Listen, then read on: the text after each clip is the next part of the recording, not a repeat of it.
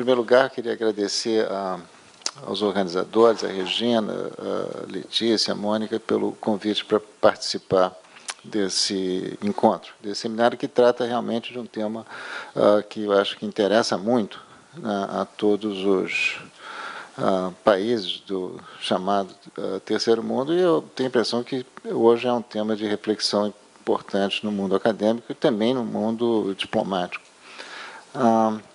Eu gostaria de fazer umas poucas observações, em primeiro lugar, sobre a palestra do professor Thomas.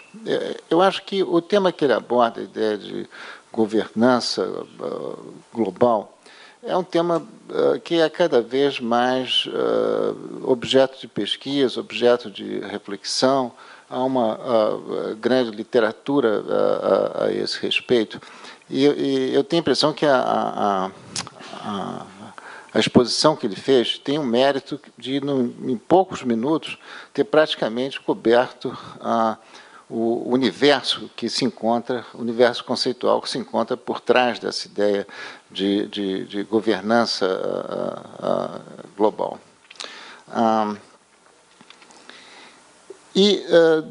Do que ele observou, eu queria chamar a atenção para somente um aspecto, que é o tema da qualidade da governança. Ele listou umas tantas características do que seria os padrões, os critérios de avaliação da governança. Inclusão, representatividade, fairness, etc. Né?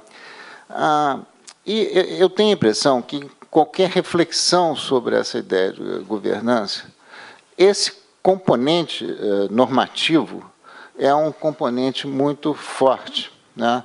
Eu acho que quando nós refletimos, e o tema nasceu na política interna, ele não nasceu no universo das relações internacionais, quando nós refletimos sobre governabilidade num país, o que nós queremos, em geral, é melhorar as condições de governabilidade daquele país. Né? Quando nós refletimos sobre a violência no Rio de Janeiro, o que a gente está pensando é que ela um dia pode ser igual à violência no Japão, ou quase não existir. Né? E eu acho que esse componente é fundamental quando se lida com esse tema. E aí, meu primeiro comentário é, de uma certa maneira, essa ideia de governança global, com esse componente normativo muito forte, com esse componente ético muito forte, ele substitui as utopias que morreram. Não há mais utopia como se tinha, né, ao longo do período da Guerra Fria. Podíamos não gostar das utopias, um grupo não gostava da utopia do outro, mas eram duas utopias muito completas, que do momento que se instalasse o socialismo no mundo, o mundo teria paz, né? Teria equidade, teria justiça, etc., né? Teria inclusão, todas essas características da boa governabilidade. A mesma coisa se a democracia liberal vencesse, né, completamente, também haveria isso. Então, essa necessidade de utopia continua. O que não existe mais é a moldura intelectual da utopia, não existe mais a configuração de uma utopia. E o que é pior, para quem gosta de utopia, é que não tem mais a classe social que vai produzir essa utopia. Não é? Essa utopia não existe. Não é mais o proletariado, que, enfim, hoje esqueceu as velhas lições marxistas, e também não é mais a classe média, né, que se diluiu muito.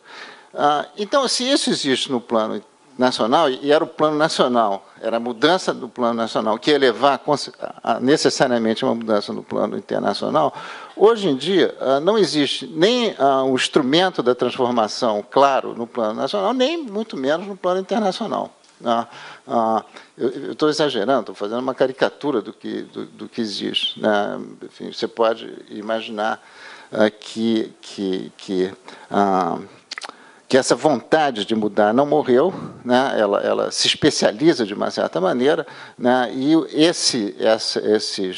esses agentes sociais da mudança existem, né? Como né? Uns quererão privilegiar as ONGs de direitos humanos, ou as ONGs de direito de meio ambiente, que, de uma certa maneira, né? São os motores modernos dessa utopia. Elas querem um tipo de governabilidade melhor do que a governabilidade que existe hoje.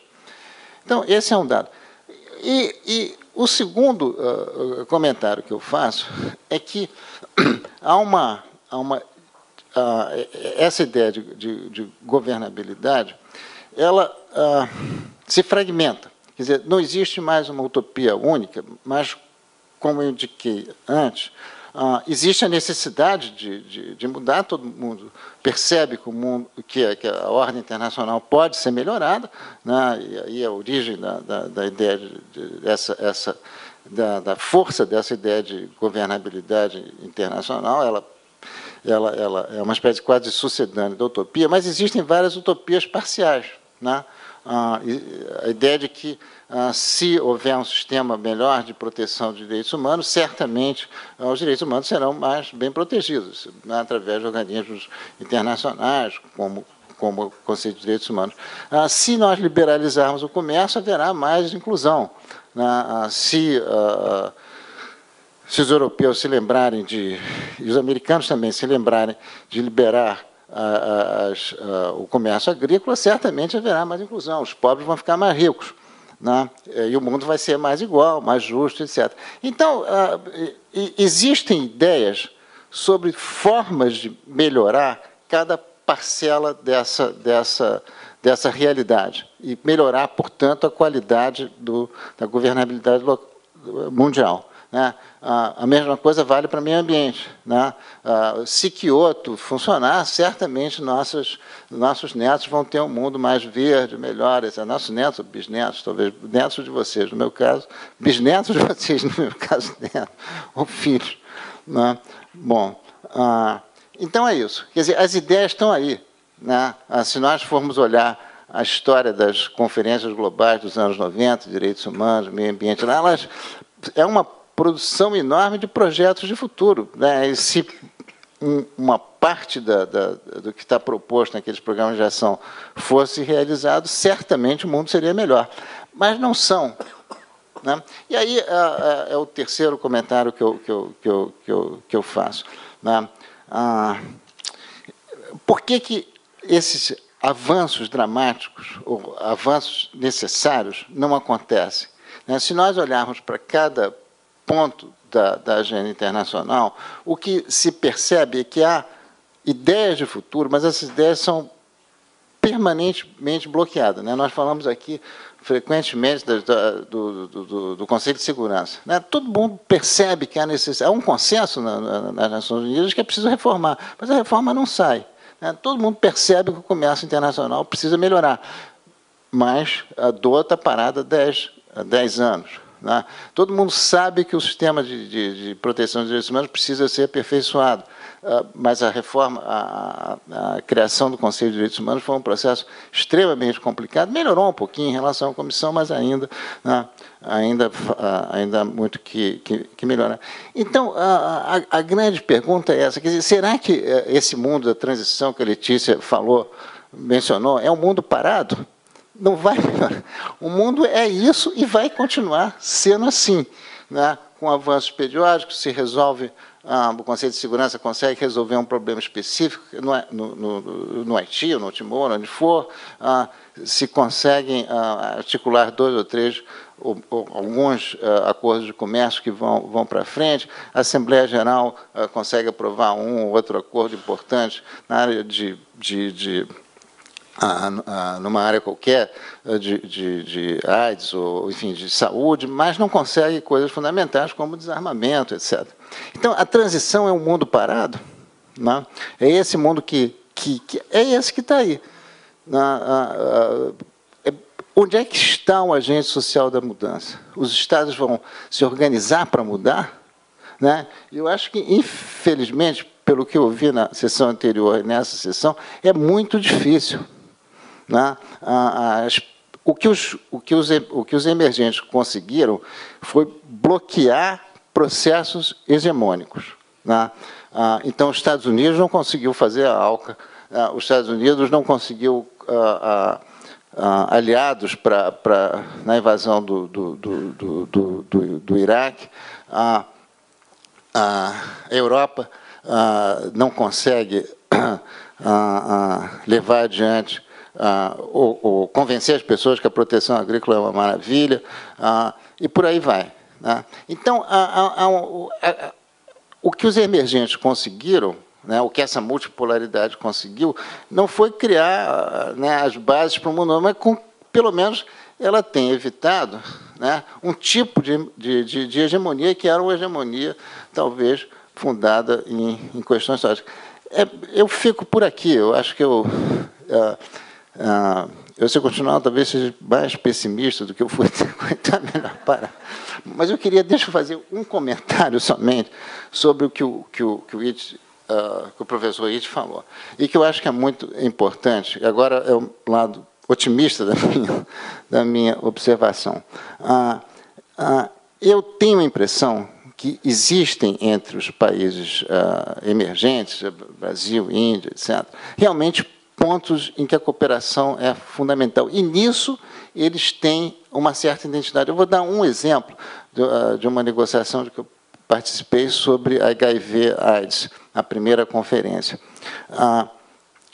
Qual era a atitude dos países desenvolvidos? A atitude dos países desenvolvidos era a seguinte: pobre não pode ser tratado.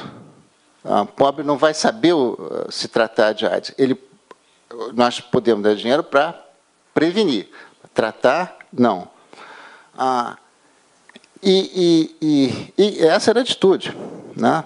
O que nós brasileiros tínhamos, né? E aí eu tenho a impressão que eu concordo com o que ele disse, o que nós brasileiros tínhamos era uma experiência de tratar gente pobre com AIDS. Porque a ideia era, bom, enfim, para você tratar com... Agora são menos remédios, mas 10 anos atrás você tinha que tomar quase 20 e tantos remédios por dia, em horas diferentes. Uns você tomava com comida, outros você tomava... Era muito difícil. É como se, né, você tinha que ter formação superior para se curar de AIDS. Enfim, era uma coisa... Era essa a ideia. Né? Bom, o que nós dissemos foi o seguinte: não, nós estamos tratando de gente com AIDS na rua, naquele momento. Havia um sistema organizado pelo Ministério da Saúde que mobilizava ONGs para tratar de gente que morava na rua com AIDS. E esse foi um dos fatores que conseguiu convencer, né, a conferência de que pobre devia ser tratado com AIDS, e o tratamento teria efeitos sobre o processo de prevenção, como de fato aconteceu. Né? Enfim, as estatísticas brasileiras, não estou com elas atualizadas, mas demonstraram isso. Né? E, evidentemente, a consequência é maior, e com isso se conseguiram fundos do Banco Mundial, etc., para um programa de AIDS que lidasse ao mesmo tempo com prevenção e tratamento nos países em desenvolvimento. Não? Então, eu acho que o professor Witt tem toda a razão. Nós temos, enfim, eu não quero continuar nessa história, mas o Brasil usou essa técnica, né, de lidar com AIDS para se difundir, sobretudo entre os países africanos, etc., com resultados muito positivos. Né? Então, eu acho que existem identidades entre os nossos países, né? São países ainda muito desiguais, com bolsões de pobreza, etc., mas existem, eu concordo plenamente com o professor Witt, técnicas, tecnologias, soluções que nós conseguimos alcançar, né? E compartilhar essa não vai mudar o mundo, né? Mas pode mudar a situação de gente dentro desses países e pode criar vínculos e elos entre os nossos países que realmente têm uma força social, uma força vital enorme. Graças. Muito obrigado.